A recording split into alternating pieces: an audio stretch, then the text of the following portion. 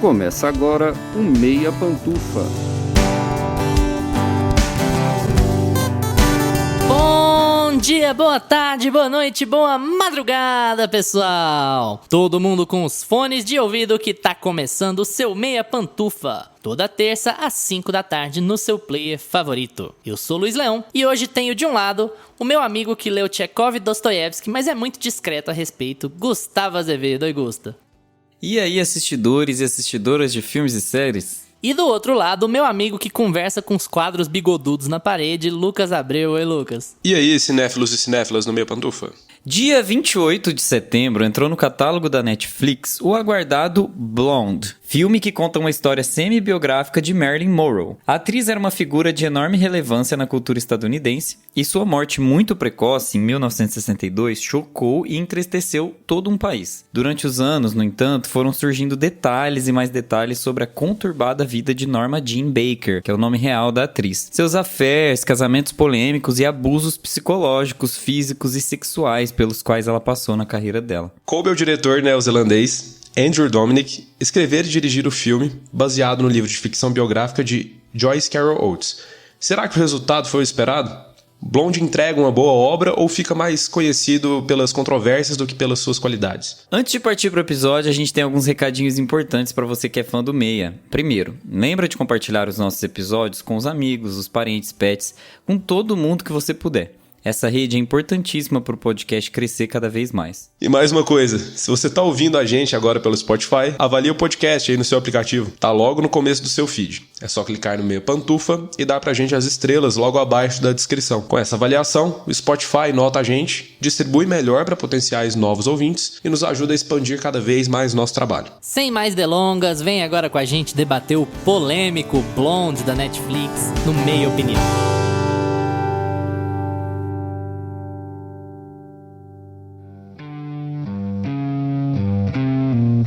Meia Opinião.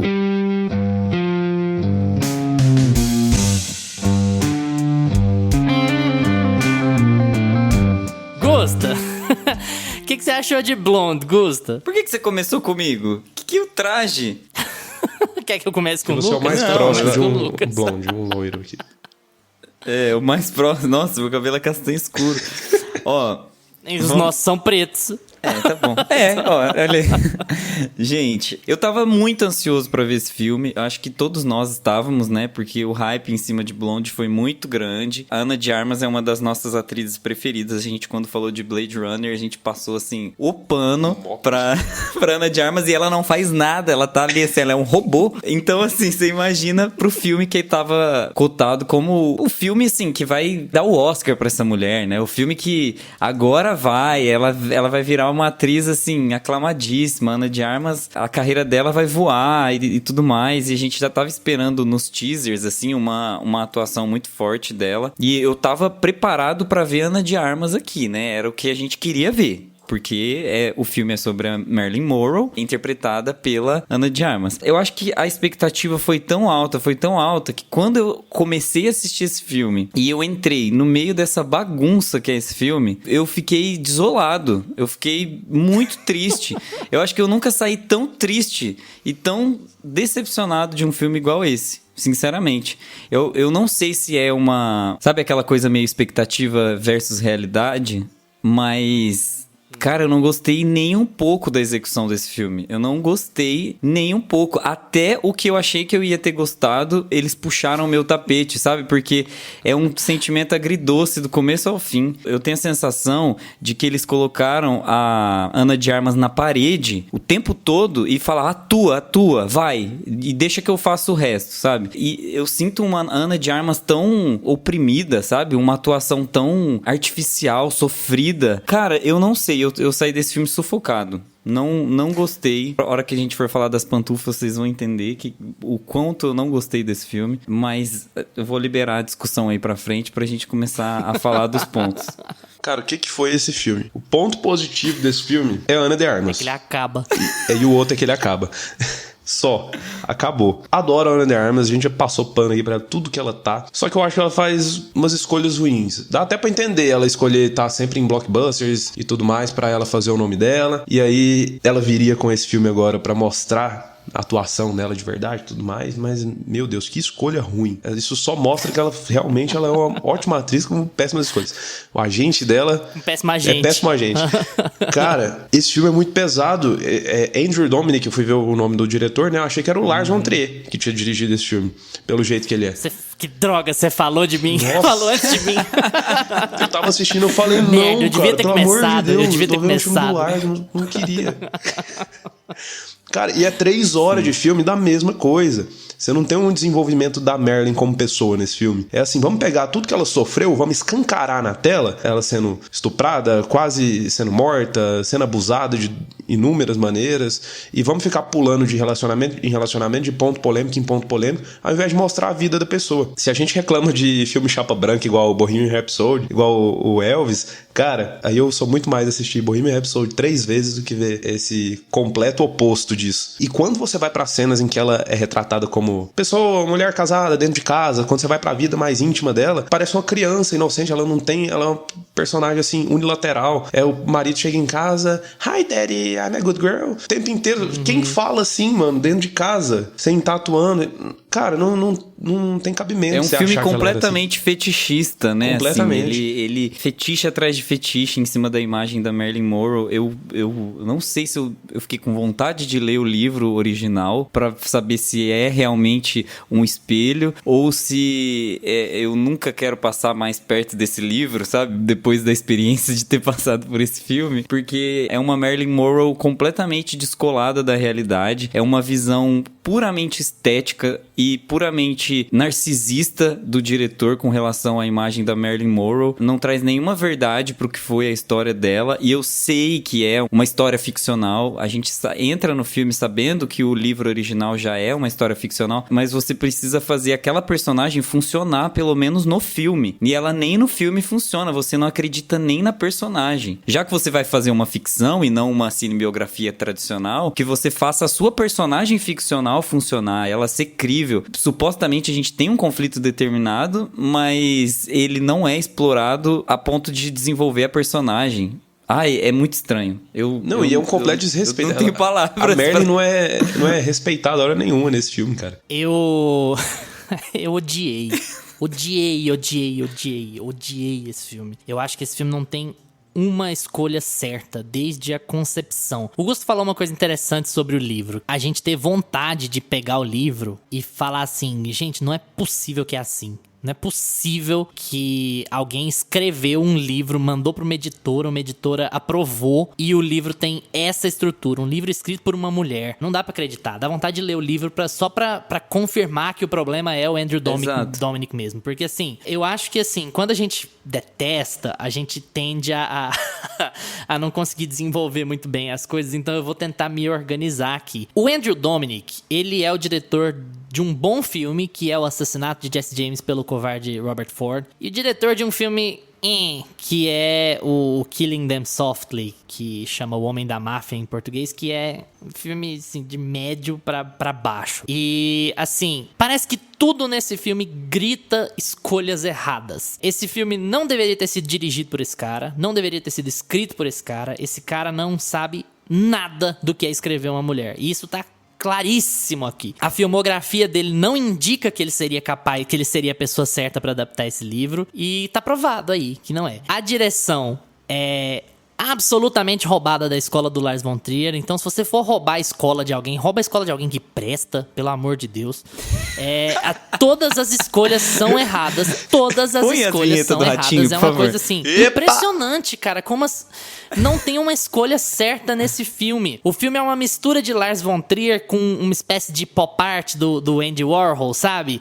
Ele até brinca com essa ideia de pop art, assim, com a razão de aspecto e com a cor o tempo inteiro. E assim, é claramente só pela estética. Por que caralhos a razão sai do 4x3 pra televisão, pro widescreen, sem nenhuma razão narrativa? É isso. Nossa, eu escrevi isso aqui pra falar.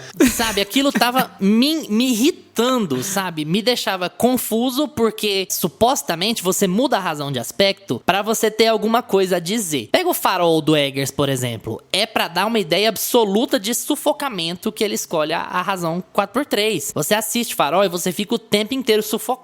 Então, vamos dizer que ele quer colocar essa Marilyn Monroe aqui sufocada. Por que a razão muda? E não é nem assim, beleza, a razão é 4x3 quando ela é Norma Jean, mas quando ela é Marilyn Monroe, a razão é widescreen. Não é. Não tem uma lógica. Não tem nem essa Exatamente. justificativa. Não tem. A lógica é brincar com a estética. Sim. É virar pro público e falar assim, eu sou inteligente, eu sou o cara, eu sou um puta cineasta, eu posso fazer o que eu quiser que vocês vão engolir. E não é assim. Essa é a escola Lars von Trier e ela não funciona mais. Ela já tá datada pelo menos 20 anos. É uma vergonha que um filme chegue com essa expectativa de ser puramente estético em 2022, numa plataforma de streaming que tá passando pelos problemas que a Netflix tá passando ainda por cima, sabe? E essa é assim, eu quero deixar vocês falarem mais antes de eu me estender, porque senão eu vou ficar aqui 1 hora batendo em tudo que eu não gostei nesse filme, em aspectos técnicos, em aspectos artísticos, em aspectos narrativos, mas acrescentem os 2 centavos de vocês aí no meio pra gente dar um pouco de dinâmica nessa história, porque vocês não têm noção do tanto que eu detestei esse filme, sinceramente. Até o que era pra ser um acerto do filme, né, que é a fotografia, que a gente pegava as imagens do filme pra ver, tá coisa linda, a Ana de Armas naquelas fotos ali, muito parecida com a Marilyn, os enquadramentos ali muito bonitos, tanto os coloridos quanto preto e brancos, e recriando ali cenas icônicas dela. Quando você vai pro filme, cara, aí primeiro começa com ela criança ali, 4x3, parecendo película, aí você fala, beleza, enquanto vai mostrar a infância dela, vai mostrar assim, aí depois, quando vida adulta, capaz que eles vão pro preto e branco, widescreen. E não, cara, eles ficam o filme inteiro transitando. O filme não conta a história dela de uma maneira linear. E ele também não tem a escolha de fazer, beleza, essa é uma história não linear. Metade do filme ele conta a história dela linear, outra metade já volta pra uma outra coisa, vai pulando de relacionamento ali, como se tivesse passado um dia pro outro, e de repente joga um ano ali, o número de um ano ali na tela. Não, o filme gasta 2 horas e 10 em 1955, e aí ele pula meia hora pra 1962. Sim. Assim, ele Não, não e tá assim, nem aí pra vida dessa contemporaneidade. personagem, sabe? Nada. E a infância dela é uma cena ali, ela com a mãe louca ali, vai pro orfanato, pum, já tá lá no estúdio. Já tá a Marilyn lá no estúdio fazendo um teste pra entrar num filme, e aí você não conta, tipo, o resto da vida dela, você não aprofunda nela como pessoa. Mas o ponto é assim, pra mim o filme não é problemático por ele não ter linearidade. Você não quer contar uma história linear? Beleza, eu sou fã do David Lynch, eu tô cagando pra linearidade. Se você tiver isso como escolha narrativa ou escolha estética que seja, se ela se justificar, se você tiver um motivo razoavelmente decente pelo qual essa história não é linear, se você quiser criar confusão de propósito, se você quiser criar um aspecto de sonho de propósito, e não tem nada disso aqui nesse filme, sabe? Nada. É um filme que ele é metade fetiche e metade um diretor, sabe, gritando. É como se o Andrew Dominik tivesse na Netflix 2 horas e 40 gritando assim, imbrochável, imbrochável. É uma palhaçada, mano. Esse filme encerra a era dos diretores tentando adaptar filmes sobre mulheres no mainstream. Você pega assim, eu não falo nem a Greta Gerwig, porque a Greta Gerwig é conhecida pela sutileza, mas pega a Catherine Bigelow, do Hora Mais Escura. Vocês acham que se a Catherine Bigelow fosse a diretora e roteirista desse filme, esse filme ia ser desse jeito? Mas nunca. Isso que ela é uma diretora que é conhecida por, sabe, tratar de temas masculinizados, entre aspas. Por falar de violência, falar de tortura de guerra. Esse filme jamais seria assim na mão de uma mulher. Jamais. Parece que é um set em que não tinha uma mulher com o mínimo de autoridade pra virar pro cara e falar, opa, pera aí, Andrew, vem cá, senta aqui. Sabe? Não tinha. Ele é um filme tão ridiculamente fetichizado, masculinizado e um retrato tão imbecil da Marilyn Monroe, imbecil e imbecilizante, que é assim, que é frustrante. É igual a Augusta falou, é absolutamente frustrante. Você cria expectativas pra nada. Por que esse cara que tem essa filmografia, que tem esse perfil, achou que essa história era pra ele? Achou que ele seria capaz de contar essa história. E não teve ninguém pra parar. Ele ainda achou orçamento, ainda achou dinheiro pra fazer. Essa questão do filme não ser linear, eu acho que o problema não é esse, só resumindo. Eu acho que o problema é que ele não escolhe se o filme vai ser linear ou não linear. Uma hora ele é, outra hora ele não é. Do mesmo jeito que ele não escolhe a fotografia. E ele não tem uma justificativa pra ficar mudando de fotografia. Em termos da história do filme, ele tinha muito no prato dele, né? Ele escolheu muitas frentes da Marilyn Monroe pra trabalhar no filme dele. Eu acho que esse foi o principal erro dele, porque isso vai refletindo os tropeços das escolhas estéticas, das escolhas narrativas e tudo mais, e também essa questão da temporalidade. Então vamos supor, ele tinha uma Marilyn Monroe, que era uma personagem super complexa, que tinha várias frentes. Ele poderia ter escolhido algumas dessas frentes para trabalhar e desenvolver o filme todo, mas ele tenta pegar todas as frentes e todos os pontos fracos e fortes. Os fortes ele deixa um pouco para trás, mas ele tenta pegar todos esses traumas da Marilyn Monroe e da Norma Jean Jean e colocar num caldeirão e dar uma misturada. A gente passa no começo do filme por um momento traumático que ela tem com a mãe, que ela se percebe em uma casa onde tem uma esquizofrênica. Depois a gente é solto em uma cena de estupro. Depois a gente é solto em uma cena de um trisal complexo e estranho, dissociado da realidade, porque aqueles personagens não eram bonitos daquele jeito. Então você fetichiza um relacionamento que não existiu de uma forma problemática. Então você quer estar no meio daquele... É como se o espectador quisesse ser um daqueles envolvidos naquele trisal, só que ao mesmo tempo não foi daquele jeito. Aí depois ela passa pelos 2 casamentos tumultuados dela e os divórcios. A questão dela de dissociar a personagem Marilyn Monroe da Norma Jean. Tá vendo quanta coisa existe nesse filme pra ele trabalhar? Ele passa pelos divórcios. Só pra te pôr um asterisco aí. Ele nem passa pelos divórcios. Então... Porque os divórcios seriam posições em que a Marilyn Monroe teria que deixar de ser essa anta boneca de pano estúpida que o Andrew Dominik retratou e que ela teria que ter alguma voz sobre o próprio destino. Então, tudo que colocaria ela como uma pessoa normal, como uma autoridade, como a maior celebridade da época, uma pessoa capaz de fazer e acontecer por si mesma, foi tirado do filme. Ela eu vi essa expressão na internet, ela é uma boneca de trapo. Ela fica sendo jogada de lá pra cá por 2h40. Dá pra acreditar que essa pessoa era assim? Que essa pessoa tinha algum traço assim? Não dá. É uma visão muito masculinizada de como se dirigir uma história trágica de uma mulher. Ela não precisa ser uma criatura estúpida que é vítima 100% do tempo pra ela sofrer, pra ela ter passado por maus bocados. O filme não tem altos e baixos, sabe? O filme só tem baixos. Ela passa o filme inteiro chorando e sendo abusada. Isso tira até o impacto do porquê ela tava nessa indústria, sabe? Porque ela não fugiu dessa indústria, porque ela não tomou conta do próprio destino. Ela ganhava dinheiro pra caralho, sabe? Ela passou por essas merdas, mas ela poderia construir, sei lá, alguma espécie de rede de apoio, ou ter algum amigo, ou ter algum tipo de ajuda. Tanto é que se não fosse assim, ela não teria se divorciado de ninguém, sabe? Então o filme não mostra nada de positivo sobre ela como uma escolha narrativa. E é isso que é frustrante, porque mulher nenhuma dirigiria um filme sobre uma mulher assim. Eu tenho uma sensação de que ele quis, aí voltando pra essa questão dele ter abordado todos os temas sem se aprofundar e sem caminhar em uma direção única pra eles, ele jogou tudo dentro de um caldeirão e mostrou uma sensação de sufocamento que a Marilyn Monroe e a Norma Jean tinha na carreira dele. Eu entendo isso como arte pura, tá? Assim, vou defender um pouquinho ele. Eu entendo isso como, eu vou fazer um filme completamente excessivo, completamente over, com fotografias diferentes, com mudanças extremas, abruptas de história. Eu vou desvincular o tempo para poder fazer com que, lá no final, aquele excesso de medicamento que ela tomava, que foi a causa da morte dela, faça a trajetória da vida dela ser confundida. Eu senti que ele quis dar essa impressão pro filme, sabe? Tipo, a vida dela foi tão curta e tão conturbada e aconteceram tantas coisas que ela não tem esse fio condutor. Ela é nambe, assim, ela é confusa, ela é nebulosa. Então, arte pura, eu entendo, assim, na concepção, no conceito que ele quis trazer pro filme, eu entendi. Mas isso não funciona na tela. Esse é o problema. Isso funcionaria numa exposição, numa galeria de arte, sabe? Você passar, assim, pelos corredores e ver uns telões da Ana de Armas chorando ali, reproduzindo uma cena icônica dela. Aí você passa por tem uma escultura dela tomando medicamento lá e morrendo. Sabe? Tipo assim, aquilo ali não funciona num filme. Esse é o problema. Não...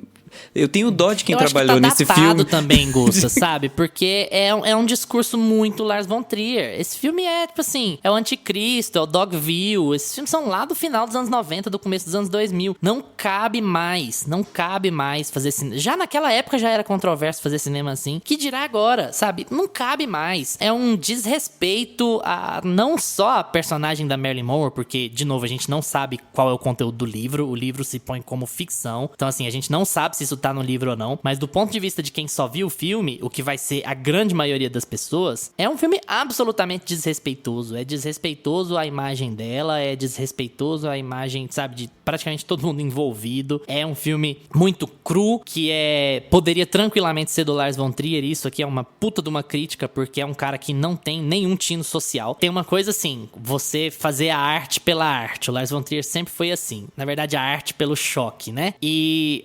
ok, nós não estamos numa posição de falar que o filme deveria ou não deveria ser feito, ou que deveria ou não deveria ser feito de tal jeito e tal. Mas você tá falando de um filme da Netflix, cara. Você tá falando de um filme de grande público, sobre uma grande personalidade, com uma história muito conturbada. E você entra vocês vão odiar esse exemplo, mas vocês lembram de um programa que tinha na Multishow com a Tata Werneck e o Fábio Porchat, que chamava Tudo pela Audiência? Sim. Qual que era a ideia do Tudo pela Audiência? Era fazer uma sacanagem, uma palhaçada com os programas de auditório dos anos 90, os Faustão, o Gugu da vida, né? Fazer uma palhaçada com, tem anão, tem aqui os pobres correndo atrás de dinheiro, tem aqui a gincana das mulher pelada dançando na banheira, sabe? Tinha tudo isso. O programa foi feito pra fazer uma sacanagem com os programas de auditório dos anos 90. E você ia ver o programa e a chacota se confundia com a realidade. Então, a que ponto você fazer um retrato supostamente negativo ou irônico daquilo não faz com que você vire aquilo? E assim, eu sei que é um exemplo de comédia, um exemplo de TV, mas aqui se aplica. Porque o Andrew Dominik pode chegar em qualquer entrevista, qualquer junket e falar assim, não, eu quis retratar as violências que a Marilyn Monroe sofreu, que a Norma Jean sofreu. Eu quis retratar de modo crasso, porque foi muito pesado na vida dela. Mas até que ponto você não tá reiterando a mensagem, sabe? Você não tá replicando ou piorando a mensagem do que você diz que tá querendo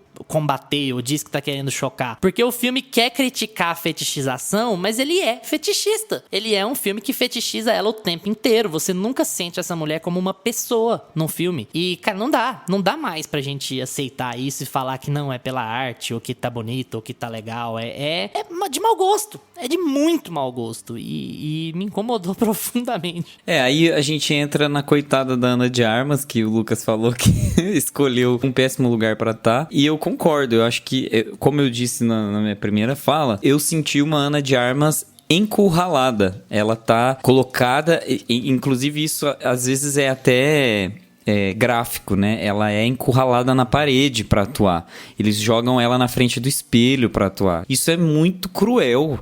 Você coloca uma atriz que ela é muito boa, ela tá entregando o melhor dela e você coloca ela pra fazer isso, sabe? Você coloca ela pelada. O tempo inteiro pelada. Você fetichiza a Ana de Armas, que é uma atriz que ela poderia estar saindo dessa lógica. Ela não precisava. Inclusive, ela ficou nervosa, né? Quando o filme vazaram as cenas dela pelada, sabe? Primeiro. Então, e ela tá se submetendo ao que a Marilyn tinha que se submeter. Sabe... Porra, quase metalinguagem, né? Uma coisa meio... Uma metalinguagem do horror de Hollywood. É muito bizarro. Cara, uma das coisas que me atraiu muito pra ver esse filme, né? Que eu entrei no hype pra ver ele, foi a Ana de Armas. Pra mim, o melhor filme dela até hoje é o Knives Out, o Entre Facas e Segredos. Ela tem uns... Eu adoro esse filme, né? O Gusta também, ele vai me defender aqui. Eu amo. Mas se você for pegar os filmes dela... E aí eu terminei de ver Blonde, fui puxar o currículo, né? Ela começou a fazer uns filmes ali... desconhecidos, e de repente ela já tava nos blockbusters tudo, né? Já tava no 007, no Blade Runner, no Entre Facas e Segredos ela chamou mais atenção, o filme foi pro Oscar e tudo, e ela é a protagonista, e ela tá no péssimo Agente Oculto. Então, assim, cara, você olha pra ela e fala, cara, é uma atriz que tem tudo pra tá em filmes muito melhores que isso, que tem tudo pra mostrar a que veio. Ela é um pouco... Ela tá na casa dos 30 e poucos ali já, mas pra mim ela é tão boa quanto a Saoirse Ronan, quanto a Florence Pugh. Eu acho as três, assim, nessa nova geração, excelentes. Só que as outras duas, elas têm umas escolhas muito melhores. O agente delas é muito melhor. Liga pra Florence Pugh, pra Saoirse Ronan, Ana de Armas. Contrata o agente delas. Se bem que o agente da Florence Pugh pôs Cria uma ela pra hub, trabalhar vocês. com a Olivia Wilde, né?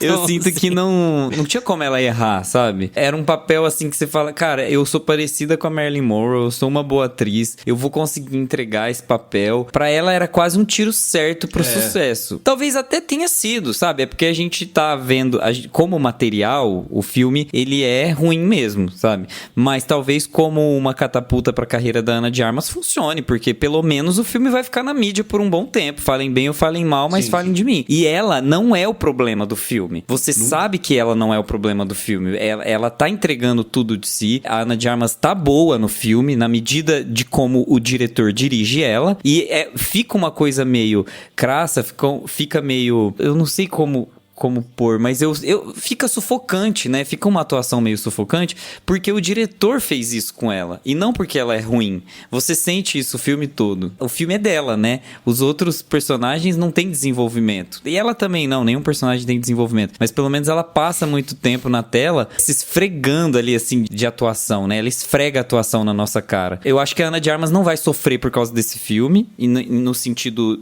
mercadológico da coisa, eu acho que ela vai ter trabalhos muito grandes daqui pra frente. Inclusive, já responde aí pra gente. Você acha que a Ana de Armas, assim... Nós vamos ter um novo Jude esse ano? Ela vai se dar bem nas premiações e o filme não vai ser considerado pra nada? Não, eu acho que esse filme não vai pra frente. Esse filme apanhou demais, até porque é um papel muito agridoce pra ela concorrer como atriz, né? Eu acho que ela merece ser enaltecida. Respeitada pelo processo, mas...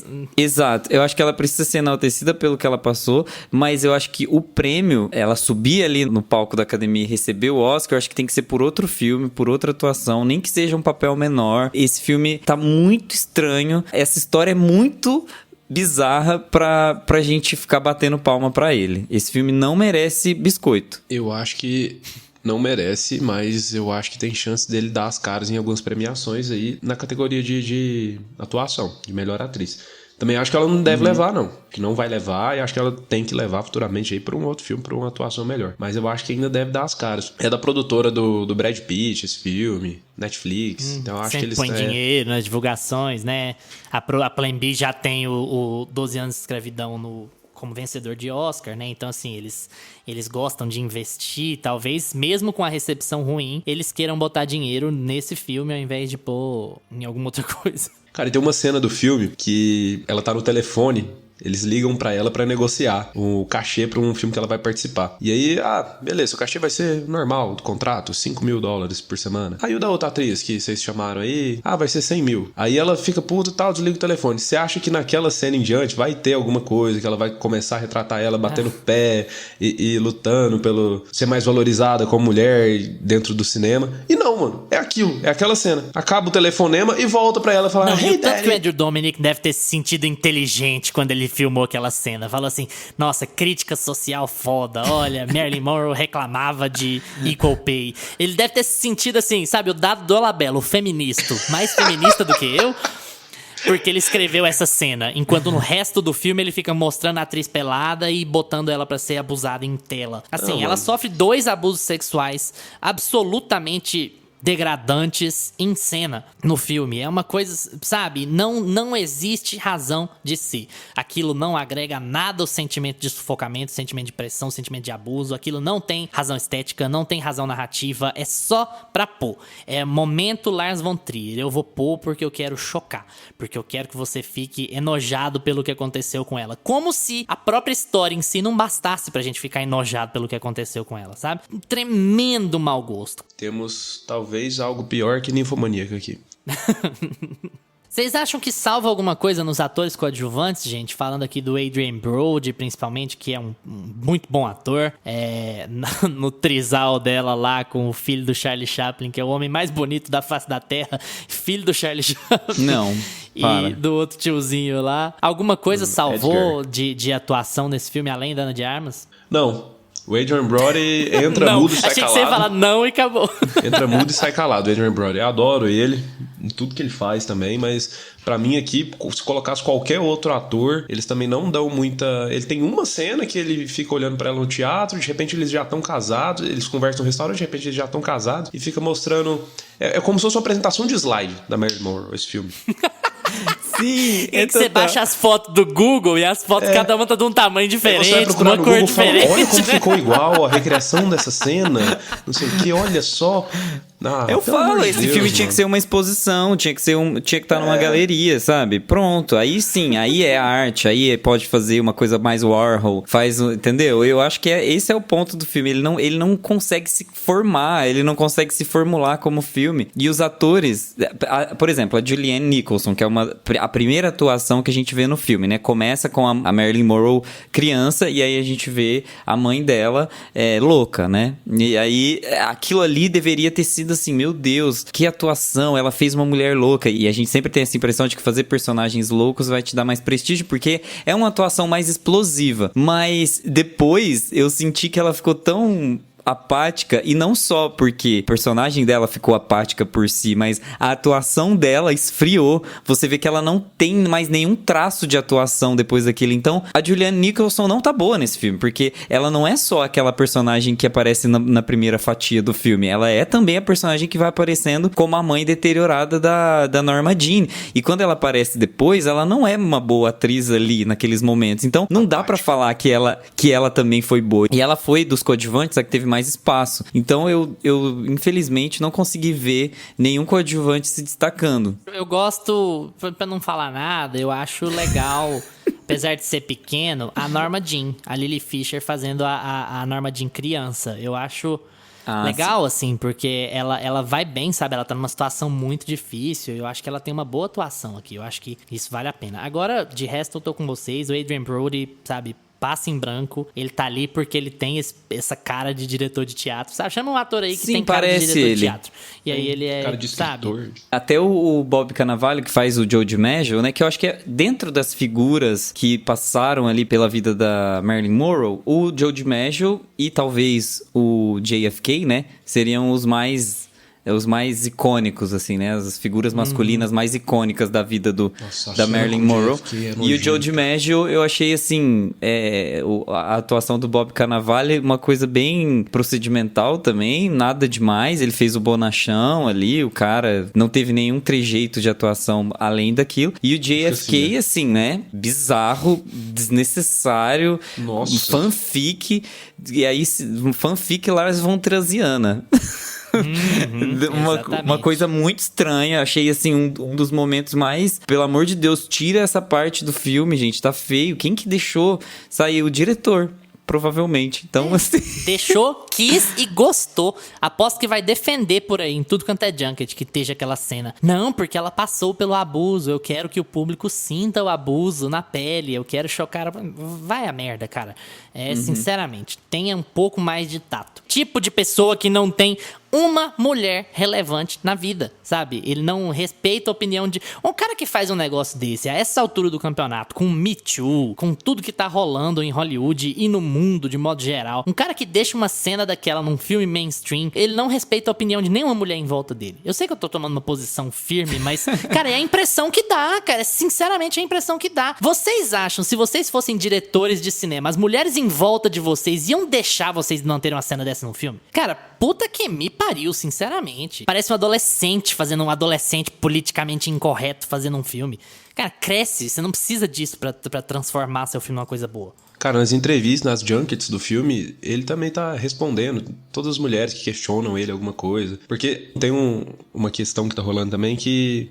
ele tá dando a entender que ele não assistiu os filmes que a Marilyn participou pra poder filmar esse filme. E aí ele meio que... as mulheres estão dando uma cutucada nele e ele tá batendo o pé, dando birra. Dando patada, né? Xingando, falando, não, que naquele filme os homens preferem as loiras, é um monte de vadia. A entrevistadora pergunta se ele não acha que no filme mostram muito os homens glamorizados e tudo. Ele fala, não, mas você não acha que mostra um monte de vadia glamorizada também? Ele fala... meio que dessa forma. Nossa. Não, cara. Até nas entrevistas ele já tá mostrando isso, gente, sabe? E esse O Homem da Máfia de 2012, ele também é pela Plan B, que é a produtora do Brad Pitt. Brad Pitt é a estrela e tal, é com o Brad Pitt. O filme não tem uma mulher. Não é que assim, teste de Bechdel, a mulher que tem uma fala. O filme não tem uma mulher. Sabe? Porra! Mano, e tem umas falas, tem tipo assim, os bandidinhos lá discutindo quem que eles vão comer ou deixar de comer, que é óbvio, a gente tem que entender que você retrata cenários, você retrata assuntos específicos, o Homem da Máfia tá falando sobre uma coisa meio scorsesesca, sabe? E italo-americanos e imigrantes nos Estados Unidos que estão envolvidos com crime e tal. A gente entende todo o contexto. Que são racistas, Mas, machistas, por exemplo, misóginos. Exatamente, mas por exemplo, mesmo quando você pega os filmes do Scorsese, que muitos deles não são filmes com mulheres, não são filmes com boas personagens mulheres, não são filmes que desenvolvem personagens mulheres, isso é um defeito grave que ele tem, mas ainda assim você não sente o filme ser desrespeitoso. O filme só tem uma visão muito masculina das coisas porque é um filme de crime e tal, mas assim, você não sente o que o Homem da Máfia te dá, ou o que o próprio Blonde, que é um filme com uma protagonista mulher, te dá. Sabe? Que é uma sensação de profundo desprezo pela cultura, pelo cenário. Você sente que o diretor sente desprezo pelo protagonista da própria história. Sabe? Pode até não sentir, mas você sente isso. E isso não pode passar pro público. Uhum. E a cena icônica da Marilyn levantando o vestido. O jeito que ele faz essa cena, meu amigo, eu queria desligar o filme. Então, a gente chama de male gaze, né? Pra quem não tá sabendo, é tipo assim, quando você tem personagens femininas, mas elas são vistas pelo olhar de um homem. Então, tudo que acontece por essa mulher, com essa mulher no cinema, ele tem o olhar de um homem. A câmera tem o olhar de um homem. E aquela cena do vestido em particular, é tipo assim, troca o Andrew Dominik pelo Michael Bay e não muda nada. É a mesma câmera coisa. lenta e aquela multidão e tentando dar um tom épico pra aquele negócio que não existe, né? O momento que ela ficou conhecida, ficou icônica porque tirou a foto lá, porque na época não era uma coisa comum, mas o jeito que ele queria aquela cena, meu Deus do céu. E na cena seguinte ela tá o quê? Pelada, apanhando. É Cara, bizarro. não, Tem uma outra coisa bizarro, que eu queria bizarro. comentar sobre esse filme, que aí seriam as partes boas, que eu comentei sobre isso, né? Que o filme tem Então vai ser rapidinho. muitos highlights, que ele tem muitos highlights, mas que os propósitos para esses highlights não são muito bem definidos, né? O que torna eles dispensáveis. Por exemplo, a gente já falou da fotografia. A equipe de fotografia do filme, eu não vou dar esse biscoito pro diretor, mas a equipe de fotografia do filme é muito competente. Todas as escolhas que o diretor pede ali pra equipe, elas são muito bem executadas. Então você vê que a gente tem um trabalho de iluminação, a gente tem um trabalho de pele, a gente tem um trabalho de PB, que é muito difícil fazer preto e branco, você precisa de um outro tipo de cenografia, você precisa de um outro tipo de escolha de roupas, porque você não pode usar muito preto, você não pode usar muito branco, você tem que usar as cores mais acinzentadas, né, tipo assim, o vermelho claro, o laranjinho, o verde e tal. Então assim, você vê que as construções de cenas em PB são muito bonitas. Uma outra coisa que eu gostei muito em paralelo com a fotografia foi a trilha sonora, que eu adoro a trilha, parece que você tá ouvindo um álbum do Radiohead, assim, uma coisa mais experimental. Só que não cabe no filme. Me parece que aquela trilha sonora não veste no filme. Sabe quando você tem... Parece que o Spotify tava aberto do lado e eu tava rodando o filme na tela mudo. Então, tipo assim, tinha uma trilha dissociada do filme que era muito boa. E aí, eu assisti parte do filme no fone de ouvido. E eu reparei que o design de som tá incrível, incrível. Essa questão porque tem muita flash de câmera, né, no filme. O filme, inclusive, demais, poderia ter menos. Essa coisa do flash pra mostrar que ela era exposta, né? Tipo assim, gente, eu entendi, próximo. Tem uns momentos da trilha que parecem muito Badalamenti. O finalzinho do filme, principalmente, parece Twin Peaks. Parece. Sabe? A trilha, inclusive, tem os mesmos acordes ali, pra te falar a verdade. E aquela coisa meio sintética e tal. E o próprio filme, vá lá, faz algum aceno à ideia de sonho, né? A ideia de misturação em realidade, que não tem como desvincular do Lynch, apesar de comparar esses dois aqui, é um insulto ao Lynch. A trilha e a fotografia tem seus acertos. A fotografia não é feia, é bonita. Quando ele vai pra película, quando ele vai pro preto e branco, quando ele vai pra uma filmagem mais digital, todas elas são muito bonitas. A Ana de Armas tá muito bem caracterizada, é tudo muito bem. A maquiagem tá muito boa. Só que não encaixa no filme, é tudo jogado. Não tem um tom, não tem um ritmo. E aí você chega no final e você fica com um monte de cena repetitiva. O começo do filme é um monte de abuso, atrás de abuso. De repente, no meio do filme, ela no trisal ali e só repetindo aquilo também. De repente, pula de casamento em casamento. E o final do filme é uma repetição de, se eu não me engano, é quase 40 minutos dela bebendo, se drogando e caindo e não dando conta de atuar. E é isso. E aí termina... E sendo abusada. aí sendo abusada, e aí termina com ela deitada na cama, filmando o pé. Aquela cena que vai acabando o filme, filma o pé dela, tem 1 minuto. E você fica olhando só aquilo. Não, e uma merda que também dá uma sensação meio 13 Reasons Why, de que tipo, que foi um alívio ela morrer, sabe? De que ela não tinha nada pelo que viver, sabe? Do tanto que ela sofre durante o filme.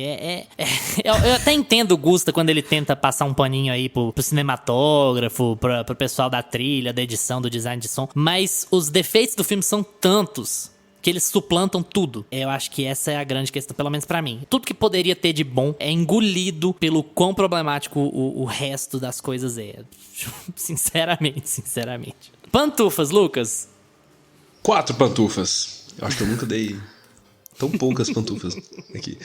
4 pantufas. Essas 4 vão pela Ana de Armas, pela fotografia, pela trilha sonora, pela maquiagem, que eu acho que isso daí foi um monte de gente boa, uma equipe muito boa que fez, como o Gustavo falou. E aí, quando entregaram na mão do diretor e ele foi finalizar o filme, ele fez essa merda. Pra mim é isso. Então, assim, tem coisas que a gente vê que estavam funcionando ali na execução em si, e quando juntou tudo e foi fazer a versão final do filme, fazer a montagem, estragou tudo. De resto, o filme não vai pra lugar nenhum, ele só conta abuso, só mostra. E não é que ele mostra, escancara e fica mostrando. É como a gente cansou de bater no filme aqui, né? O diretor, ele não tem a menor boa intenção com esse filme aqui. E é simplesmente o chocar pelo chocar. É uma imitação patética do Lars von Trier. E é lento. E tem 3 horas de filme. E é só isso. É só abuso, atrás de tentativa de homicídio, de estupro. E é um filme muito pesado. Faz a gente gostar do Todd Phillips, né? Porque se você vai imitar alguém, imita o Scorsese, não o Lars von Trier. Pois né? Quer imitar alguém, faz igual o Todd Phillips, que fez um filme bom, pelo menos.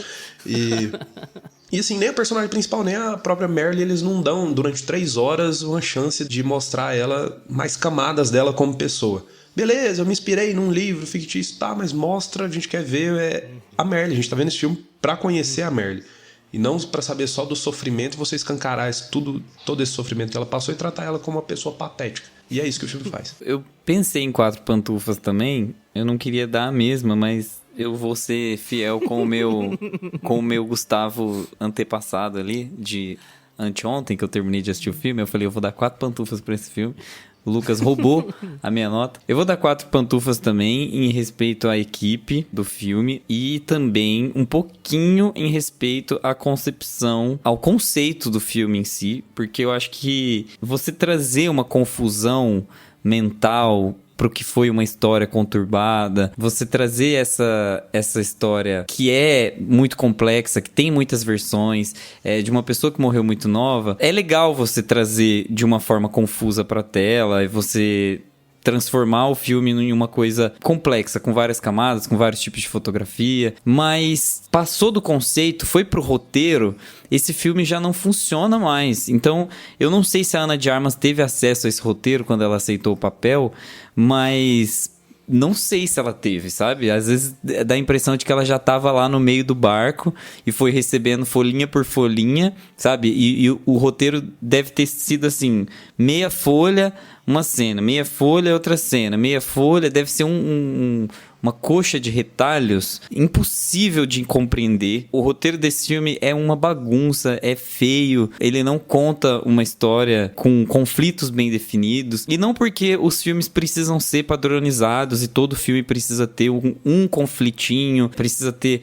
um personagem que anda do ponto A pro ponto B pro ponto C, sabe? Não que eu esteja determinando o que precisa ser a estrutura de um filme, mas o espectador, ele precisa entender a história que você quer contar, sabe? Ele precisa saber o que você tá falando, a ideia geral do filme. Se você fosse fazer só um amontoado de exposição de Marilyn Monroe, de diferentes Marilyn Monroe sendo abusadas, você faz outro tipo de conteúdo, sabe? E você não se coloca no mercado como um filme que vai contar a história, que vai explicar quem foi a persona da Marilyn Monroe, sabe? Faz uma corrente no Forchan mesmo, por escrito. Entendeu? Tá, eu acho que sim, ele falar de abuso, violência. ele é um filme que não é um filme. E esse é o maior problema. E aí, essas 4 pantufas vai pra equipe que trabalhou tanto pra essa monstro acontecer, Que esse acreditou. Frankenstein acontecer, que acreditou. A Ana de Armas muito focada em entregar o papel dela. Dá pra ver que ela só queria sair do set, sabe? Pegar um Starbucks e ir pra casa. Que ela tava assim, pelo amor de Deus, eu vou entregar isso e vou pra casa, porque tá sufocante. Então a Ana de Armas, eu espero que ela tenha outros papéis pra ela provar mais densidade, provar mais profundidade. E um aceno pra todo mundo que tava na fotografia e no design de som, que eu amei o design de som, e a trilha sonora também. O resto é um lixo. Eu vou dar 2 pantufas. Uma pantufa pela Ana de Armas, que faz o que dá, e uma pro cinematógrafo. E é isso. O filme é um desserviço à humanidade. É assim, o que ele dá certo é que ele gera um pouco de emprego. E coloca a Ana de Armas como protagonista em alguma coisa assim. Então, pelo menos assim, teve que contratar uns motoristas de caminhão, uns contra-regras, sabe? Um pessoal que precisa trabalhar na recessão aí, a inflação alta nos Estados Unidos, né? Mas fora isso, assim, tudo de ruim desse filme suplanta completamente qualquer coisa que pudesse ser vista como minimamente boa. Esse filme é um desrespeito à Ana de Armas, é um desrespeito a Marilyn Monroe, é um desrespeito à indústria do cinema, é um desrespeito a essa era em que finalmente, devagarzinho, a gente começa a ter mais mulheres envolvidas com o cinema, mais mulheres envolvidas com o backstage do cinema, com a produção, com a direção. Devagarzinho, ainda tem muita coisa pra acontecer, mas que as coisas começam a mudar. Você já tem mais mulheres ganhando Oscars de melhor filme como diretoras, sabe? E trabalhando mais. E esse filme é um desrespeito. Ele é um aceno ao cinema de 30 anos atrás, feito pelos homens mais machistas, imbecis, autocentrados e ególatras do mundo. E era uma coisa que, assim, mostrava sinais na filmografia do Andrew Dominik, mas nada tão crasso quanto o que a gente vê aqui. É uma decepção. Se puder, não assista, não dê dinheiro pra esse cara, não dê respeito a esse cara, porque o que ele traz aqui é uma... Não dá nem pra chamar de palhaçada, porque chamar de palhaçada ainda teria um aspecto, assim, de dar umas risadinhas, mas é uma violência. E outra, falar mal de palhaço, que é uma profissão bacana. É. Exatamente. O filme é uma violência a todo mundo envolvido. É um cara que, sinceramente, não sabe do que ele tá falando, não liga pra própria protagonista, não tá nem aí pro que vão pensar da personagem ou pro que vão pensar do filme, não respeita o trabalho do caralho que ele mesmo deu pra equipe de cinematografia, porque o filme, uma hora tá numa razão de aspecto numa cor, outra hora tá na outra razão de aspecto em outra cor, aí volta, aí vai, aí vem, sem nenhuma justificativa, sem nenhum apelo narrativo. É uma história que não tem história. É uma atriz que tá desnecessariamente nua o tempo inteiro. Não tem nenhum motivo narrativo pra ela tá tão pelada. É só exposição da atriz, exposição do corpo. Então o filme acaba replicando com a atriz o que ele supostamente quer denunciar na personagem. Supostamente, porque o filme também não dá a entender nada que você tá denunciando. Parece que ele tá mostrando um retrato escrachado de uma coisa que ele imagina que aconteceu com uma pessoa que, enfim, morreu muito cedo por conta de certos abusos que estão aqui reiterados e replicados e quase que fetichizados, pra usar um termo que o Gusta já usou hoje, em cima do filme. O filme é um desperdício. Se puder, não... Esse filme é o 365 dias, só que cult.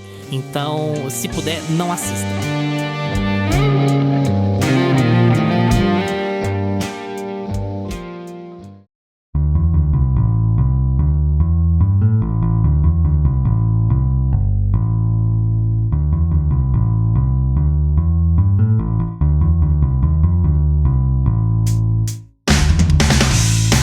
E aí, pessoal, já assistiram Blonde? Gostaram?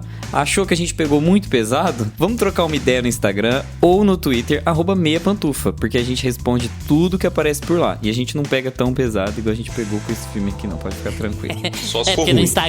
no Instagram, se a gente xinga, os caras reduzem nosso alcance, né? Exatamente. Valeu pela atenção de vocês. Tchau, Augusta. Tchau. Tchau, Lucas. Tchau, galera. Tchau, Daddy. Bye, Daddy. Happy birthday to you. Lembrem-se de seguir a gente no seu agregador de podcasts preferido: Spotify, Apple for Podcasts, Deezer, Amazon Music. Terça-feira que vem a gente tá de volta com mais Meia Pantufa pra vocês. Tchau. Este podcast tem locuções de Lucas Meleiro e Carla Ribeiro e edição de Luiz Leão.